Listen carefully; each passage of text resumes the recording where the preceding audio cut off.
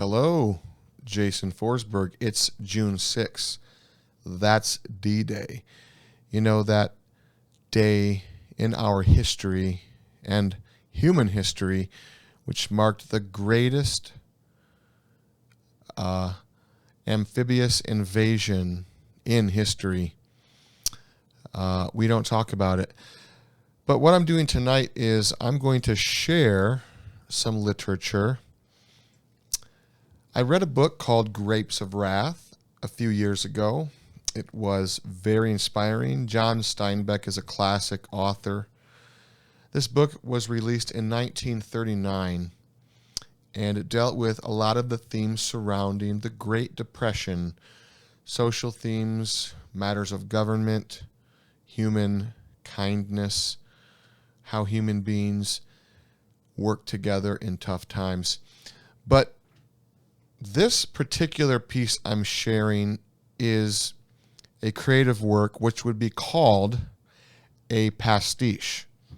So a parody is like a insult or a comical version of a work of art.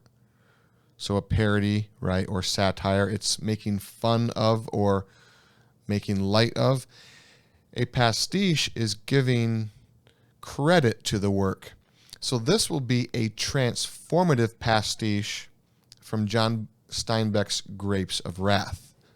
And what I'm attempting to do is share truth through chapter 14 of Grapes of Wrath, taking literally phrases and paragraphs from the book, from chapter 14, and only changing it to communicate a truth, but it'll sound like Steinbeck. It's completely stylized. It's Steinbeck. If you might even recognize it. And just a little bit was changed to transform that work into new meaning. So it's a transformative pastiche of John Steinbeck's Grapes of Wrath, chapter 14.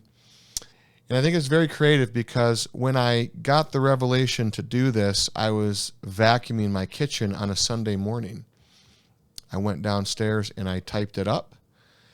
And then, believe it or not, when I got to lunch that day, here was a 1926 Chevrolet in the parking lot. And that was a clear sign that I was onto something, because if you know John Steinbeck, Grapes of Wrath, you know this was a Great Depression novel. You know it was filled with the 20s and 30s year cars and trucks. The Hudson. There's a whole chapter dedicated to the used car salesman who peddles these old automobiles. And so when I'm vacuuming and I suddenly get the inspiration, and then I get to lunch and I see this truck, I just know. But today's special because I'm finally sharing it. I polished it off a little bit. Again, this is all Steinbeck, almost 95% with new meaning. Here we go. The Western Church, nervous under the beginning change. The Western Church is nervous as horses before a thunderstorm. The great owners nervous, sensing a change, knowing nothing of the nature of the change. The sheep striking at the immediate thing, the widening government, the Israelites walking away from the weak and effeminate pulpit, the pastors preaching cleverly about togetherness, caressing the flock to address the dwindling tithes, the dwindling volunteer base, the Israelites striking at new taxes and tithes, at big church plans.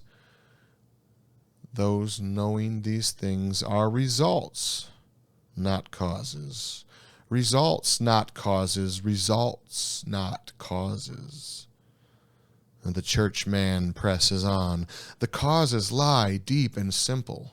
The causes are a hunger in a stomach, multiplied 1,000,000 times, a hunger in a single soul, hunger for joy and some security, multiplied 1,000,000 times, muscles and mind aching to grow, to work, to create, to marry, multiplied 1,000,000 times.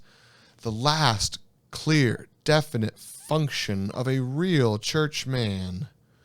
Muscles aching to work, minds aching to create something beyond the church walls.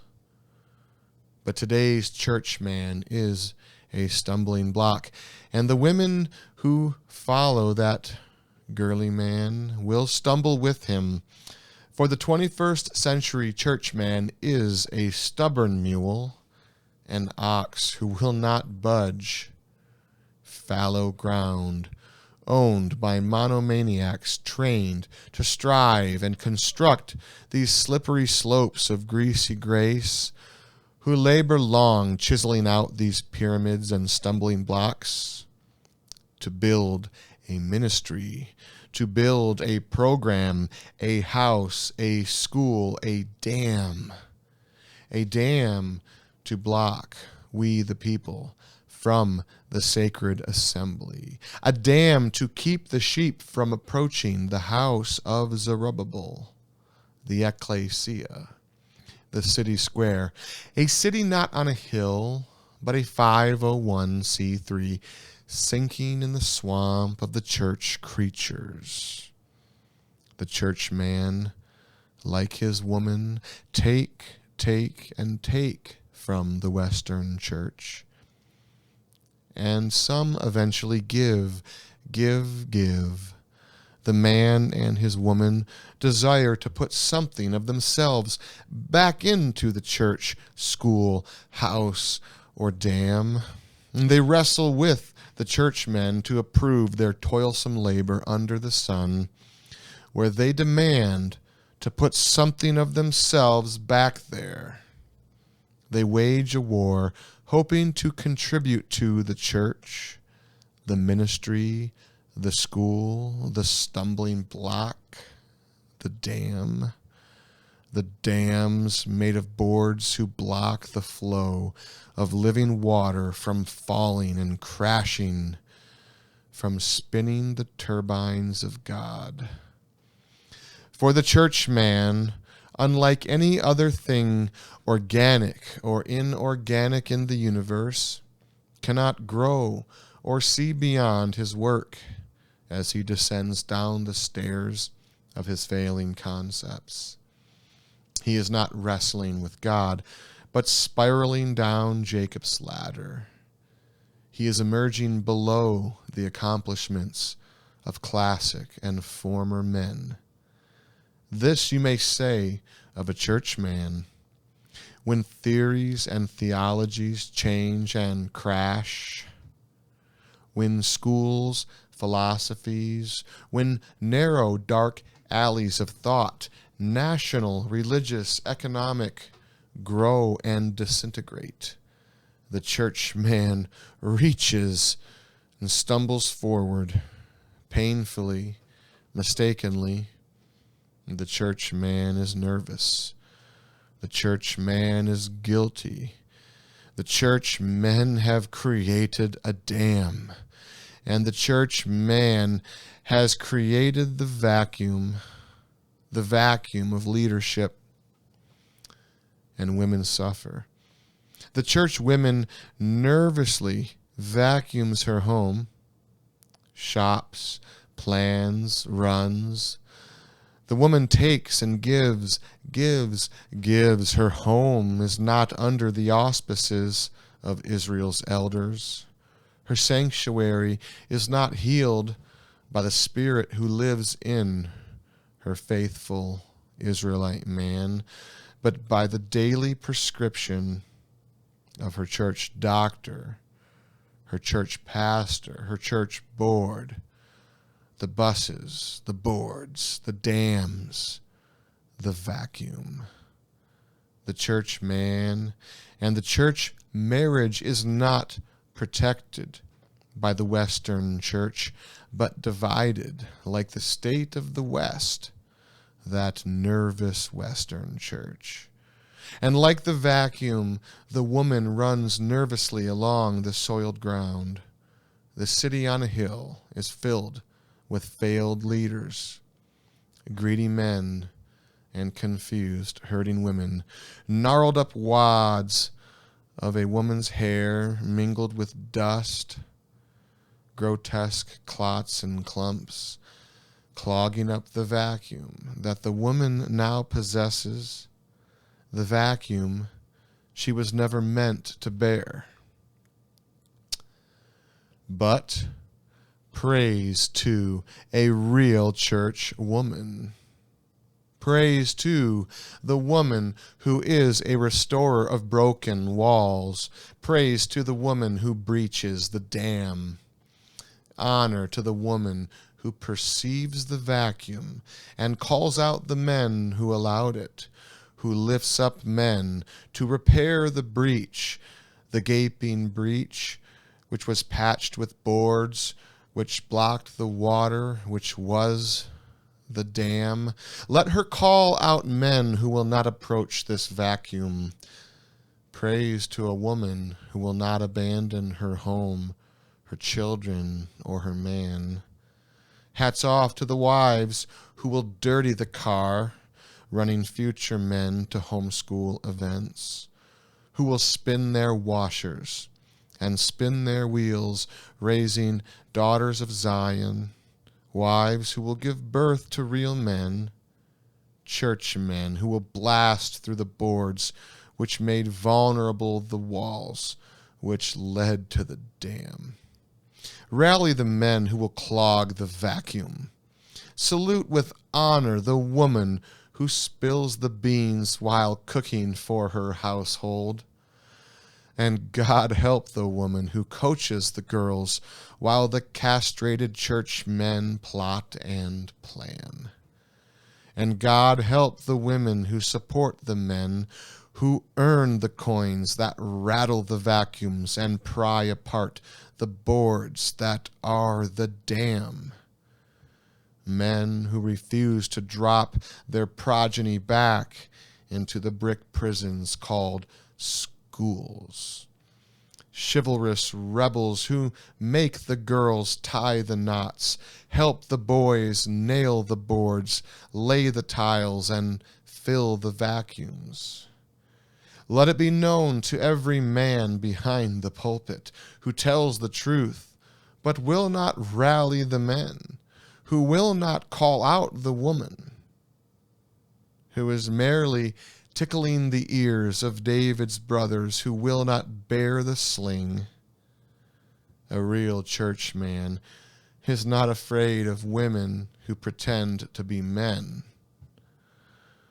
but men who act like women.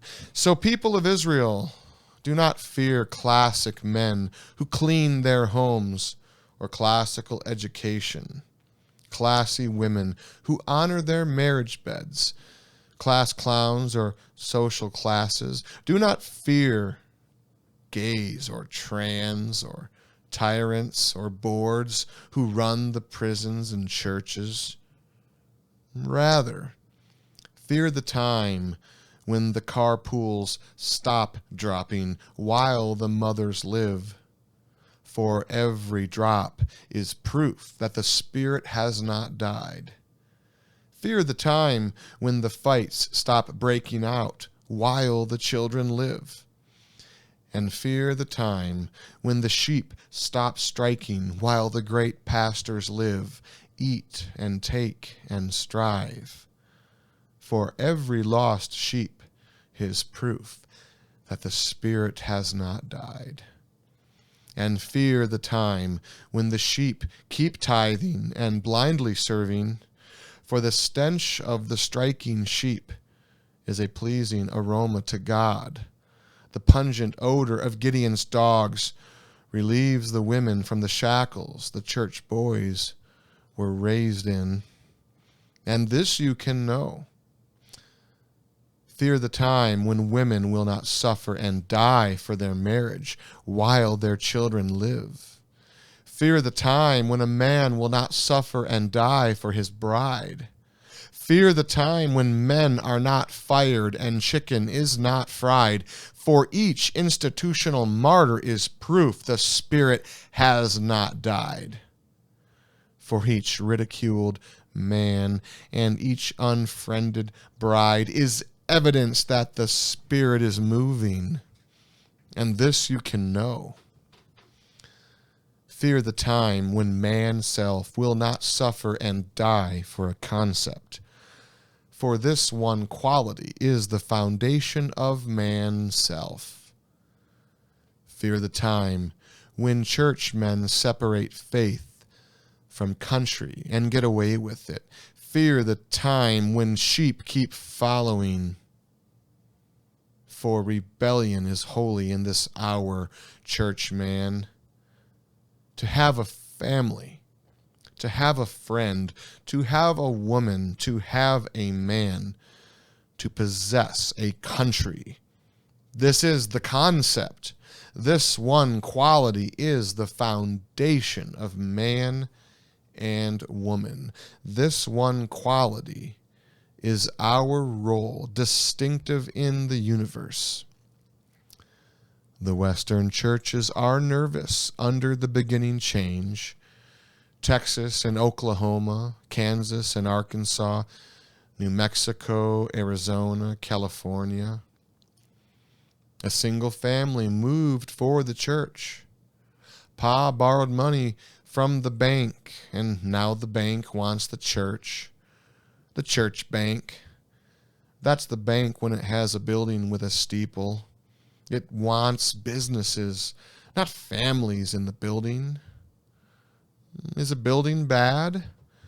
Is the power that turns the heating on wrong? If this building were ours, it would be good. Not mine, but ours. If our building turned the heat on for us, it would be good. Not my land, but ours.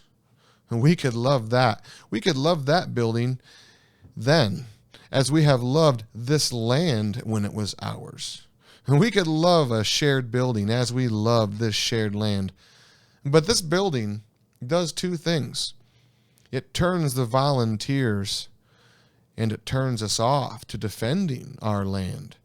It turns off real men, that church man. There is little difference between this building and a tank. The people are driven, intimidated, hurt by both. We must think about this. One man, one family driven from the church, this rusty car creaking along the highway to the west. I lost my land. A single pastor took my land. I am alone and I am bewildered. And in the night, one family camps in a ditch, and another family pulls in, and the revival tents come out. The two men squat on their hams, and the women and children listen. Here is the note, you who hate change and fear revolution. Keep these two squatting men apart. Make them hate, fear, suspect each other. Here is the English of the thing you fear. This is the zygote. For here, I lost my land, is changed. A cell is split, and the splitting grows the thing you hate. We lost our land. We lost our building. We lost our church. The danger is here, for two men are not as lonely and perplexed as one. And from this first we, there grows a still more dangerous thing. I have a little tithe, plus I have none. If from this problem the sum is, we have a little tithe, the thing is on its way. The movement has direction. Only a little multiplication now. And this land, this building, this tent, this country is ours again. The two men squatting in a ditch, the little fire, the side meat stewing in a single pot. This will not serve Eli and his rebellious sons. There will be no three-pronged fork in this cauldron, no 501c3 organization in this land.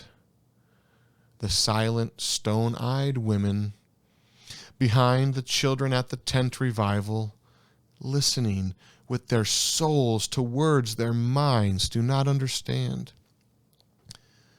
The night draws down. The baby has a cold. Here, take this blanket. It's wool. It was my mother's blanket. Take it for the baby. This is the thing to bomb.